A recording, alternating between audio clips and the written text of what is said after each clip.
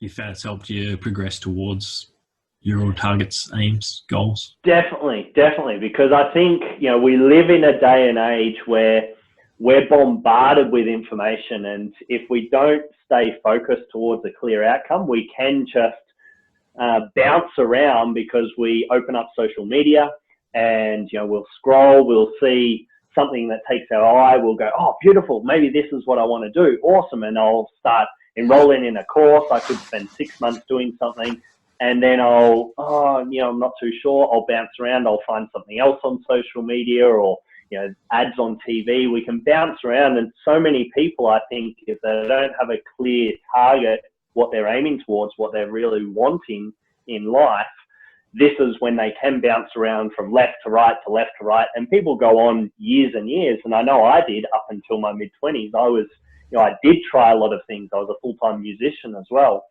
For around 3 years, and thinking this is my calling, this is what I'm supposed to do. But it wasn't until that everything happened that I started to really go inward, and that's what I really encourage all my clients to do. That the answers are inside of them, not on social media. We're not going to find them there.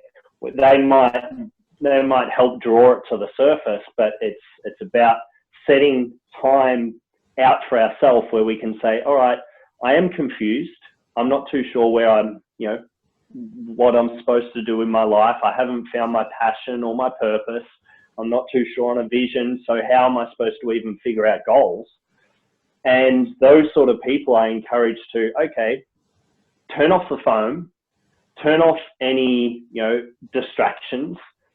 And if we can go out in nature, perfect. But if we live in a city or, if that's not available, then turn off all distractions, put on some quiet music, and just with a notepad and pen, a tea, a coffee, whatever it may be, and put yourself as relaxed as possible, and then start asking those questions of, okay, without expectation, just ask those questions of, what is it? I know I'm here for a reason, and, what is it? Is it to be a coach, or is it to be a musician, or whatever it may be?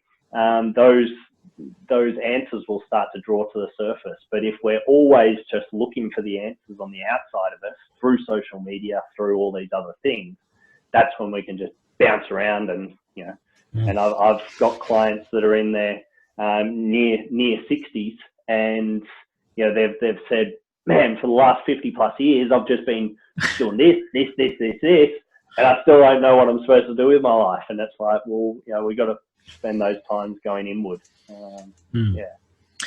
Handy tool I found for that is two questions to ask in that chill out time is, one, what would I do if money wasn't an issue? If somebody paid me $1 million a year to do something, what would I do?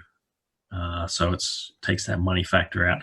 And the other is, if somebody was paying me to research, to just explore something, what would I study? What would I look into?